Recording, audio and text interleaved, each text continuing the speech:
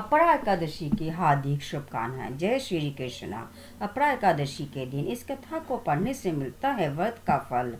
अपरा एकादशी व्रत कथा।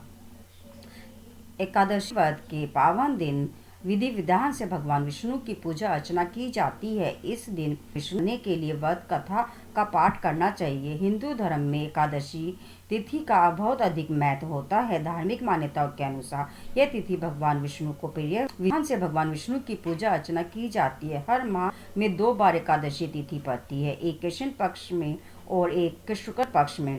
साल में कुल 24 एकादशी पड़ती हैं। ज्येष्ठ माह कृष्ण पक्ष में पड़ने वाली एकादशी को अपरा एकादशी के नाम से जाना जाता है। अपरा एकादशी के दिन इस व्रत कथा को जरूर पढ़ना चाहिए। इस व्रत कथा को पढ़ने से व्रत का लाभ मिलता है।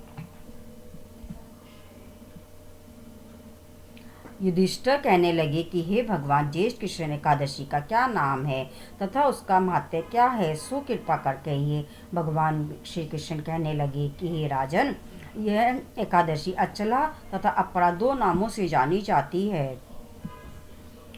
पुराणों के अनुसार ज्येष्ठ कृष्ण पक्ष की एकादशी अपरा एकादशी है, क्योंकि यह अपार धन देने वाली है। जो मनुष्य इस व्रत को करते हैं वे संसार में प्रसिद्ध भगवान त्रिविक्रम की पूजा की जाती है। अपरा एकादशी के व्रत के प्रभाव से भ्रम, हत्या, भूत उन्हीं दूसरे की निंदा आदि के सब पाप दूर हो जाते हैं। इस व्रत के करने से पर स्त्री गमन, झूठी गवाही देना, झूठ बोलना, झूठे शास्त्र पढ़ना या बनाना, झूठा ज्योतिष बनाना तथा झूठ वैद्य बनना आदि सब पाप नष्ट हो जाते हैं।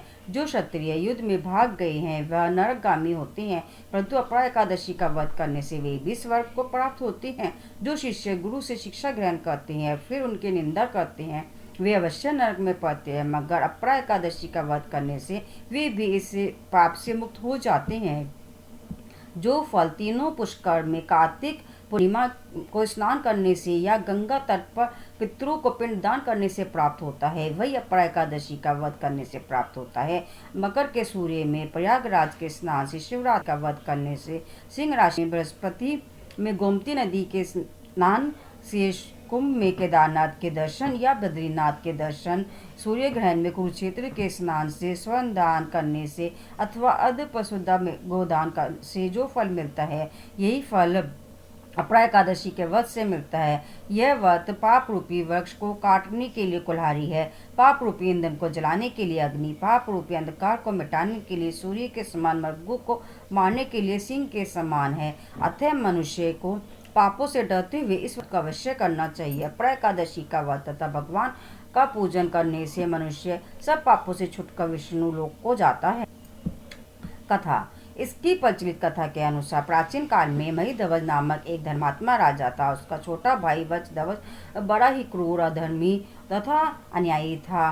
वह अपने बड़े भाई से द्वेष रखता था। उस पापी ने एक दिन रात्रि में अपने बड़े भाई की हत्या करके उसकी देह को एक जंगली पीपल के नीचे गाड़ दिया। इस अकाल मृत्यु से राजा प्रेतात्मा के रूप में उसी पीपल पर रहने लगा और अनेक उत्पात करने लगा। एक दिन अचानक धौम्य नामक ऋषि उधर से गुजरे। उन्होंने प्रेत को देखा और तपोबल से उसके अतीत को जान लिया। अपने तपोबल से प्रेत उत्पात का कंजन होकर उस प्रेत पल के पेट के उतारा तथा परलोक विद्या का उपदेश दिया। दयालु ऋषि ने राजा की प्रेत योनि से मुक्ति के लिए स्वयं ही अपराचाल एकादशी का व्रत किया और उसे अगति से छुड़ाने को उसका पुण्य प्रेत को अर्पित कर दिया। इस पुण्य के प्रभाव से राजा की प्रेत योनि से मुक्ति हो गई। वह ऋषि को धन्यवाद देता हुआ दिव्य देह धारण कर पुष्कर विमान में बैठकर स्वर्ग को चला गया। हे राजन, यह अपरा एकादशी की कथा मैंने लोकहित के लिए कही है। इसे पढ़ने अथवा सुनने से मनुष्य सब पापों से छूट जाता है। ये थी कथा अपरा एकादशी व्रत कथा। आप सबको अपरा एकादशी की हार्दिक शुभकामनाएं। बोलो जय श्री कृष्णा, बोलो राधे कृष्णा, बोलो जय श्री कृष्णा।